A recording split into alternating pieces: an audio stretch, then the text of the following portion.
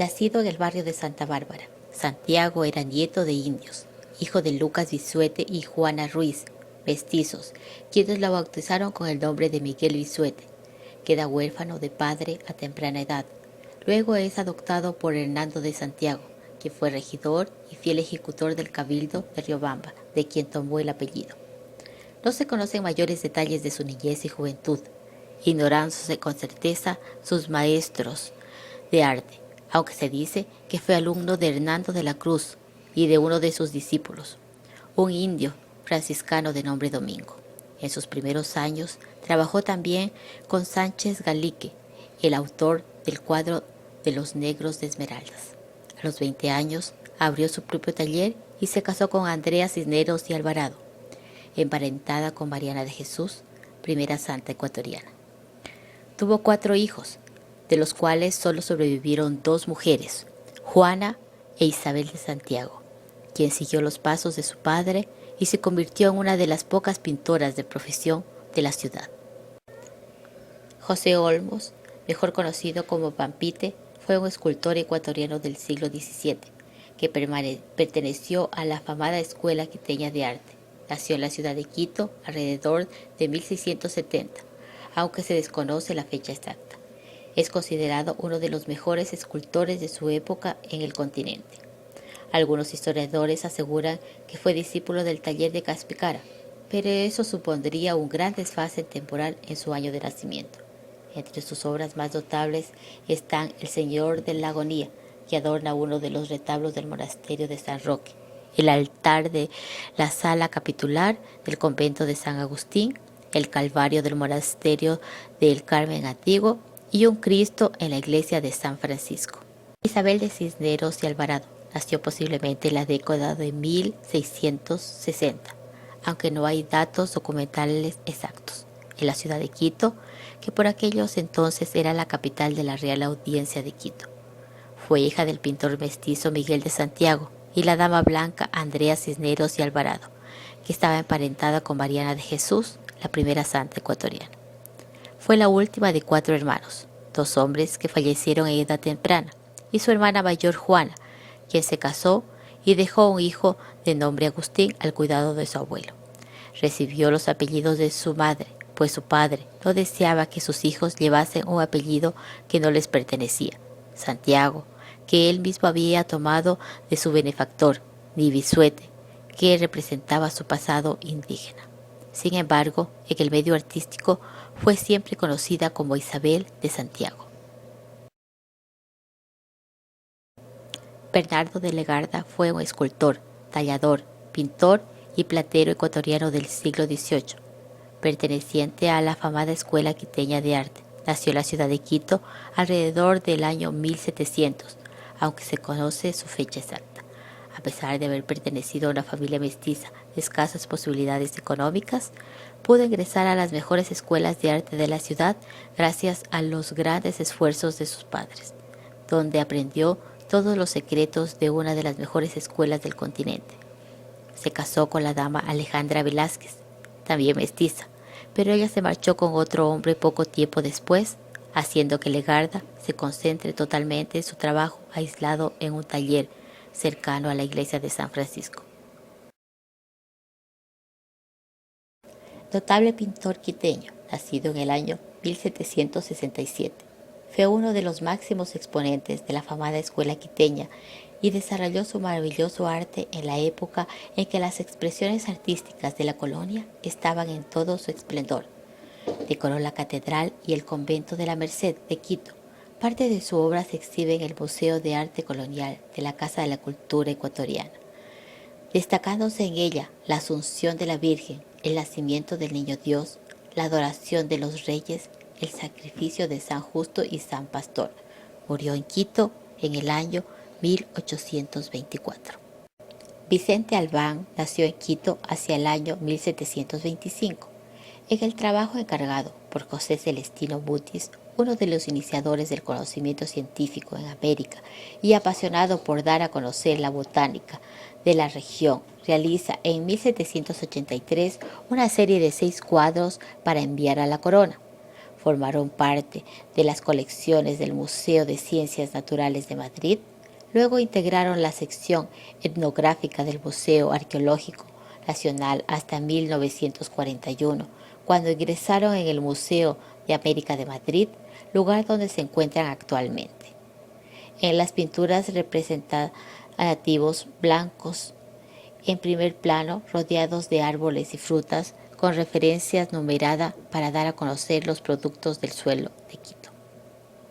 No se encontraron datos referentes a este artista, pero sus obras son conocidas. Desde su más tierna edad dio muestras de gran ingenio y de una notable vena de poeta, y habiendo aprendido a leer y escribir, pasó a la ciudad de Lima, donde, llevado más de su inclinación que obligado de la necesidad, aprendió el arte de pintar con mucha perfección, y dejando en aquella ciudad muchas obras, partió a la ciudad de Quito, donde ganó amigos con su apacibilidad y adquirió dinero con su arte. Y cuando más divertido se hallaba en sus pensamientos, Dios le hizo abrir los ojos de su entendimiento para el desengaño con ocasión de que, esgrimiendo con espadas blancas con un amigo, le apuntó éste y le alcanzó a uno de sus ojos, con que se vio a riesgo de perder no solo la vista sino también la vida, juzgando que de milagro la tenía. Quiso emplearla en servicio de Dios, sin tenerla expuesta a que algún enemigo se la quitase con la espada.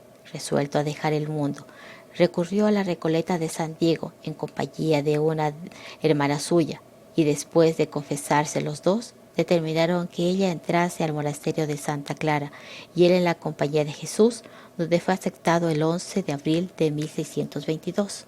Al vestir el hábito de hermano jesuita, tomó el nombre de Hernando de la Cruz, con que es conocido en la historia. En su nuevo estado, renunció a la poesía y a la esgrima, arrojó al fuego todas sus composiciones, escribió al padre Jacinto Morán de Butrón. No hacía las pinturas porque sus superiores le ocuparon en el ejercicio de pintar, a que acudió con toda prontitud y gusto.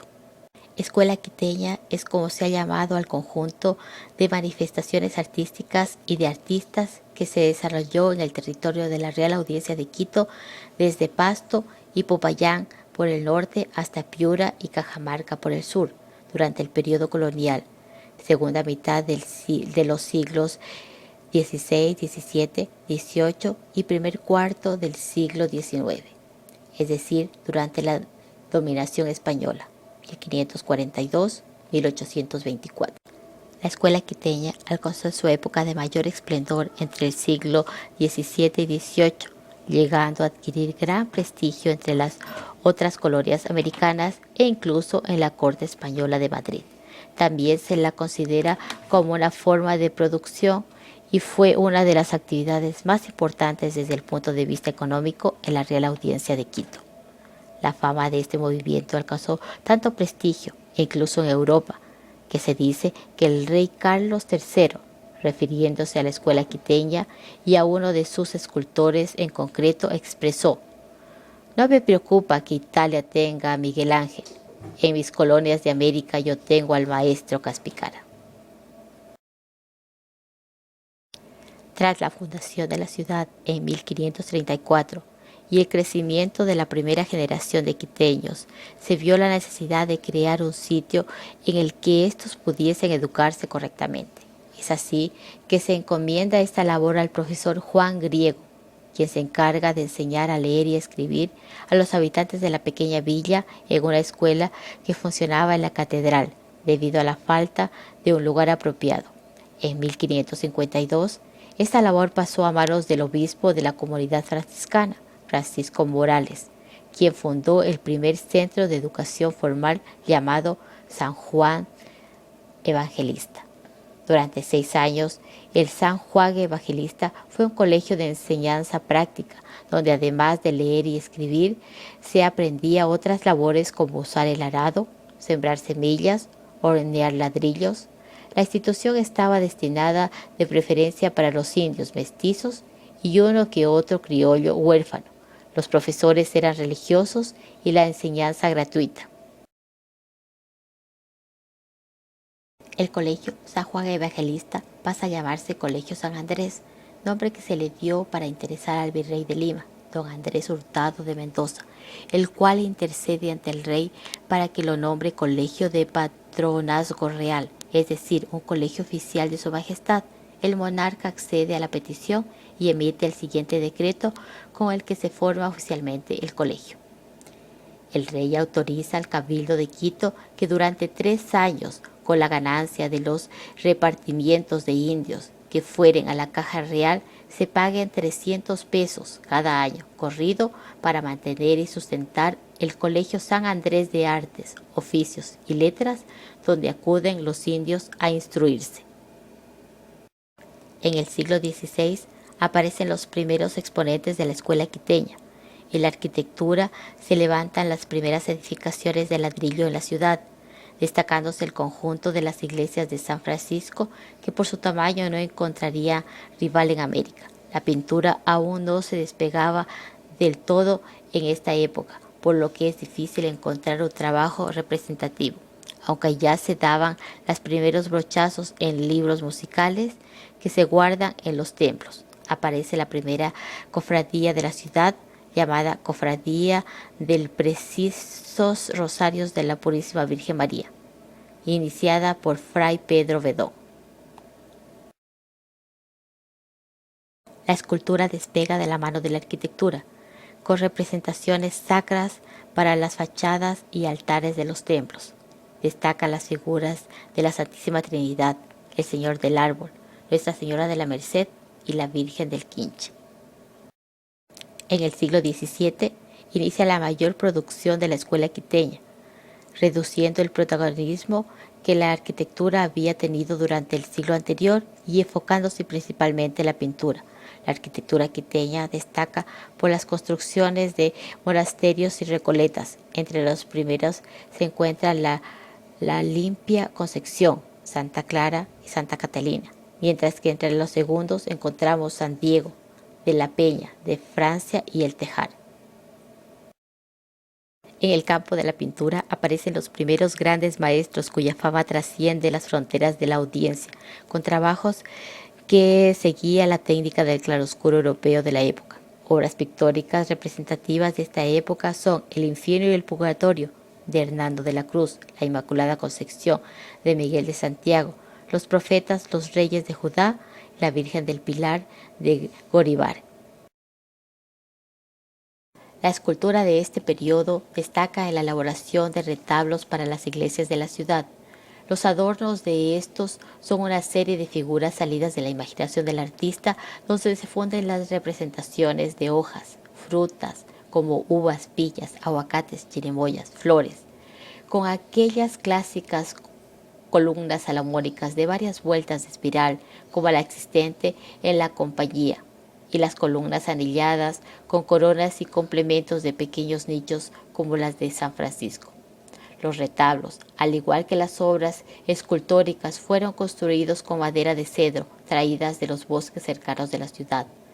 El acabado final era de la aplicación de oro usando el dorado al óleo, técnica considerada en cubrir los objetos con aceite, extender color sobre el fondo y finalmente aplicar la lámina de oro. A este estilo corresponden las imágenes y relieves de los antiguos coros de Santo Domingo y San Francisco. Durante los años 1700, la producción de la escuela quiteña había alcanzado ya gran prestigio, no solo en las colonias americanas y España, sino en toda Europa. Durante este periodo se desarrolla con mayor importancia la escultura, destacándose las figuras de las llamadas Vírgenes de Quito y Cristos crucificados.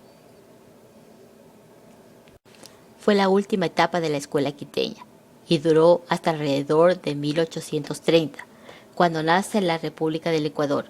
Muchos de sus artistas lograron sobrevivir algún tiempo después gracias a la fama que habían logrado en la escuela y los bajos costos de producción, pero no por mucho, debiendo entonces trasladarse a varias de las nuevas naciones que habían surgido en el continente, siendo Colombia, Venezuela y Chile las más recurrentes. Allí se desarrollaron como maestros de arte y fundaron liceos y academias.